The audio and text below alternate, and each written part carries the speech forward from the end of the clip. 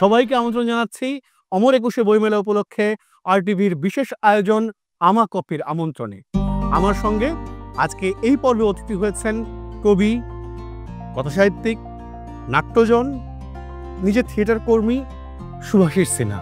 এই আয়োজনে দাদাকে পেয়ে আমি খুবই আনন্দিত। দাদা কেমন আছেন? ভালো আছে দাদা। ভালো আছে। পুরস্কারটা তো আপনি আমাকে বলছিলেন ফোনে যে খুবই অপ্রত্যাশিত একটা খবর হয়ে এসেছে আপনার কাছে। পুরস্কারের অফিসিয়াল অনুভূতি আপনার কাছে জানতে চাচ্ছি। অফিসিয়াল অনুভূতি বলতে গেলে কি, পুরস্কারটা নিলাম, নেওয়ার পর মনে হলো যে যাক একটা স্বীকৃতি, রাষ্ট্রীয় একটা স্বীকৃতি, সেটা তো একটা আসলে বড় ব্যাপার। তো সেটা ঘটলো, এটা আনন্দের, এখনো কথা বলা লাগেনি, সেটা আমার জন্য আরো আনন্দের। মানে অনুষ্ঠানে কোনো কথা বলা যায় না, সেটা আনন্দের। আপনি দীর্ঘ সময় ধরে নাটক নিয়ে কাজ করছেন, মণিপুরি থিয়েটার নিয়ে কাজ করছেন, এবং আপনার লেখা নাটকও আসলে ব্যাপকভাবে আলোচিত হয়েছে। আপনি কি মনে করেন এই যে প্রচন্ড প্রাণান্ত পরিশ্রম, এইটা একটা স্বীকৃতি পেল? হ্যাঁ, সেটাই আমার মনে হয় যে আমার দীর্ঘ 28 থেকে 29 বছর আমি নাটক লিখছি এবং ডিরেকশন দিচ্ছি, এবং আমার দল মণিপুরি থিয়েটার থেকে অনেক নাটক মঞ্চে এনেছি।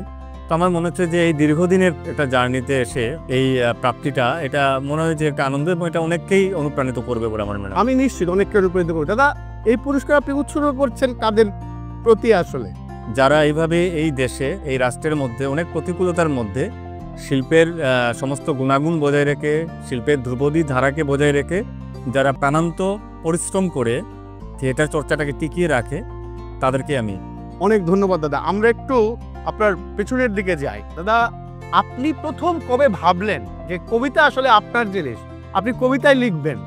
সেটা আসলে আমি স্কুল জীবন থেকেই কবিতা, আমি ছড়া প্রথমে লিখতে শুরু করি, এবং হাই স্কুল জীবনে কবিতার প্রতি আমার টানটা অনেক বেশি থাকে। কিন্তু আমার মনে হয় যে যখন আমি জাহাঙ্গীরনগরে পড়তে গেলাম, তখনকার জাহাঙ্গীরনগর 1998 সালে খুব লোনলি একটা নির্জনতা ছিল, এখনকার চেয়ে আরও অনেক বেশি নির্জনতা ছিল। তো সেখানে আমার গ্রাম থেকে অনেক দূরে, তখন মোবাইল ফোন আসেনি, তো সেখানে গিয়ে সেই একাকিত্ব, সেখানে নিজের গ্রামের প্রতি, ওই মানুষদের প্রতি অনুভব, টান, সেখান থেকেই আমি কবিতার দিকে বেশি আমি আসলে ঢুকতে শুরু করি, এবং কবি সত্তাটিকে সেই নির্জনতার মধ্যে বলতে গেলে আমি অনুভব করি। এবং জাহাঙ্গীরনগর মনে হচ্ছে যে আমার কবি সত্তাটিকে লালন পালন করার এক ধরনের জায়গা হয়ে ওঠে। এবং জাহাঙ্গীরনগরে গিয়ে তো আপনি মোহাম্মদ রফিককে যেরকম পেয়েছেন, মোহাম্মদ বিভাগের শিক্ষক স্যারকে পেয়েছেন। দাদা, কবিতা নিয়ে আমরা আলাপ করছি। আপনি একজন মানে আপাদমস্তক সাহিত্যিক, এবং থিয়েটারের প্রায়োগিক জায়গায় আপনার এক ধরনের চিন্তার জায়গা আছে। আপনার কি নতুন কোনো নাট্য বিখ্যাত তৈরি হলো এই দীর্ঘ সময়ে? আপনি আমাদের দেশের নাটককে আসলে কোথায় এখন দেখতে চান? আমি আসলে দীর্ঘদিনের যে আমার নাট্য নির্দেশনার জায়গা, নাটকের যে ডিজাইনিংয়ের জায়গা, সেখান থেকে আমার এতদিনের যে কাজের পরিপ্রেক্ষিতে 50টার মতো নাটক আমি ডিরেকশন দিয়েছি। তো সেখান থেকে আমার মনে হয়েছে যে শরীরকে কাজে লাগিয়ে এবং কাব্যিকতাকে নিয়ে, মানুষের আত্মার যে অনুরণনটিকে নিয়ে সহজভাবে মানুষকে তার চিরকালের একটি বার্তা নাটকের মধ্য দিয়ে দিতে পারা, আমি এইটুকুকে আমি ধরে রাখার চেষ্টা করি।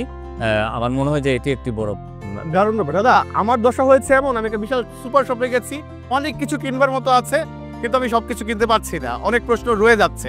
দাদা, আমি জানতে চাই, এই যে আপনি যে কাব্যিকতার কথা বললেন, নাটকের মধ্যে আপনি যে কাব্যিকতা খোঁজেন, আপনি কাব্যিকতা বা কবিতা বলতে আসলে কি বোঝেন? যেটা কাব্যিকতা, ব্যাপারটা হচ্ছে যে যা আমরা ভাষায় সাধারণভাবে ধরতে পারি না, আত্মার একটা অনুরণন, সেটাকে ভাষায় ধরার জন্যে সর্বোচ্চ যে আমার কল্পনা এবং আমার ইমেজারির যে বিষয়টিকে নিয়ে সর্বোচ্চ ব্যবহারটা কিন্তু তারপর আমরা ধরতে পারি না, কিন্তু আমরা মনে করি যে ওইটুকুর মধ্য দিয়ে আমি তার কাছাকাছি পৌঁছাতে পেরেছি, সেটুকুই আসলে আমার মনের কাব্যিক। কবিতা আপনি আসলে কিভাবে লেখেন? আপনার কি কোনো লেখার রুটিন আছে? না, আসলে গদ্য বা অন্য কথা সাহিত্য যখন করি বা নাটক লিখতে হয়, তখন একটা নির্দিষ্ট টাইম সময় থাকে যে আমি ওই সময় রাতের বেলা, গভীর রাতে বেশি লিখি। এরকম কবিতা আসলে এমন হয়েছে যে আমি বাইক চালাচ্ছি, তখনও বেশ কিছু লাইন চলে আসলো, মনে করছি, পরে গিয়ে হুটহাট করে লিখে ফেললাম, বা মোবাইলেও লিখে ফেললাম, বা খাতায় গিয়ে লিখলাম। কবিতা সাধারণত আমার কাছে আসলে নির্দিষ্ট কোনো সময় ধরে আসেনি। দাদা, একটা কবিতার কথা আমি শুনতেই চাই, আমাদের সময় খুব কম, কিন্তু আমি শুনতে চাই। দেখেছিলাম জল নামে একটা দীর্ঘ কবিতা আছে আপনার, এটা আমি বহুবার পড়ে, সবকিছু ভালো লেগে গেল, সবকিছু ভালো লেগে গেল। ওই কবিতাটা লেখার সময়টা যদি বলেন। জাহাঙ্গীরনগরে পড়ার সময় আমি যখন ছুটিতে গিয়েছিলাম, একটা আমাদের মনে গ্রীষ্মকালীন বা বর্ষাকালীন একটা ছুটি ছিল, তখন আমি গ্রামের বাড়িতে, তো গ্রামের বাড়িতে গিয়ে জাহাঙ্গীরনগর থেকে অনেকদিন পর বাড়ি ফেরা, তখন ওই মানুষগুলোকে আবার পাওয়া, কারণ অনেক দূরত্বে আমি, আমার গ্রামটা তো অনেক দূরে জাহাঙ্গীরনগর থেকে। তখন গিয়ে একটা দিন হঠাৎ করে খুব ভালো লেগে গেলো, সব কিছু মিলিয়ে আমাদের পরিপার্শ্বের মানুষগুলো, প্রকৃতি সব মিলিয়ে মনে হলো গ্রামটাকে নতুন করে আমি আবার আবিষ্কার করলাম। তখন লেখা হয়েছিল, আজ থেকে প্রায় 23-24 বছর আগের লেখা। এখন তো আপনার নাটকের দল আছে। হ্যাঁ হ্যাঁ। এবং এখন আপনার রুটিনটা কি আসলে? আপনি এখন কি রুটিন করে লিখতে বসেন, যেমন বড় লেখার মধ্যে যখন থাকে তখন বসেনি?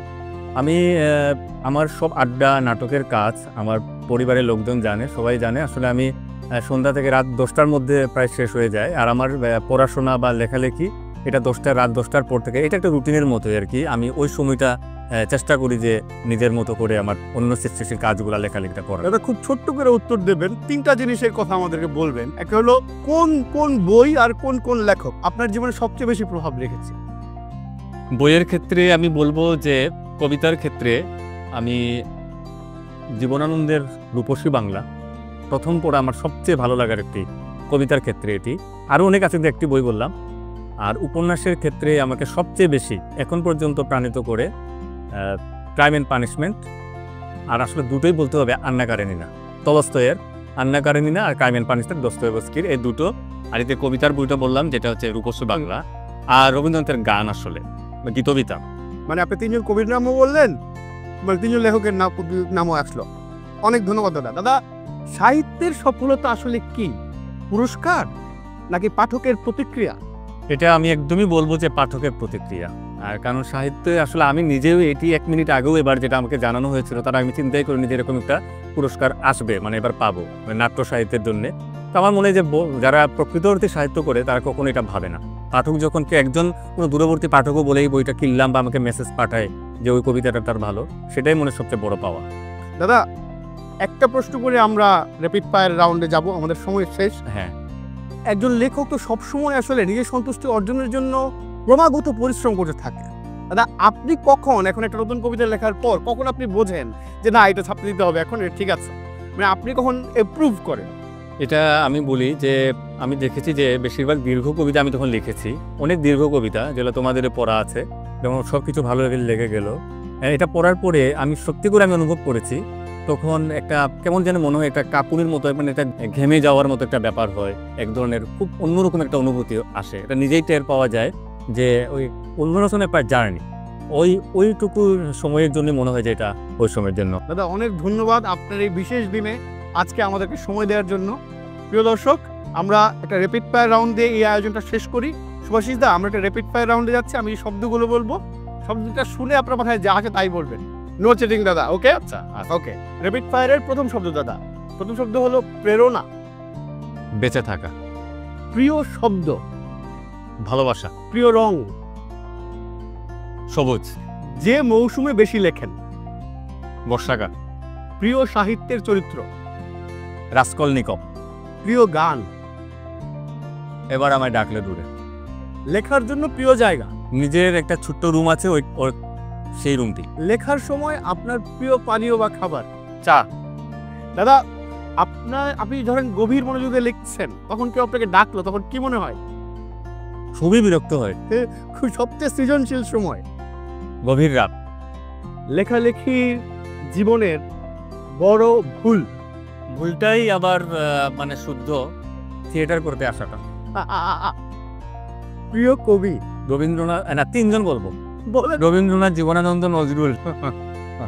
দাদা, মাতৃত্ব? সৃষ্টি। দেখেছিলাম জল?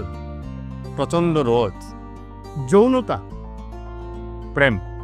অপছন্দ করি? কপটতা। যে বাক্যটি বলতে চাই জোরে? স্বপ্ন দেব।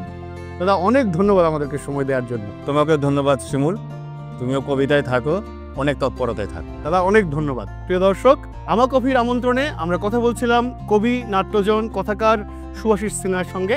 দেখা হচ্ছে অন্য কোনো একজন লেখককে সাথে নিয়ে এই আয়োজনের পরের পর্বে। সেই পর্যন্ত চোখ রাখুন RTV তে।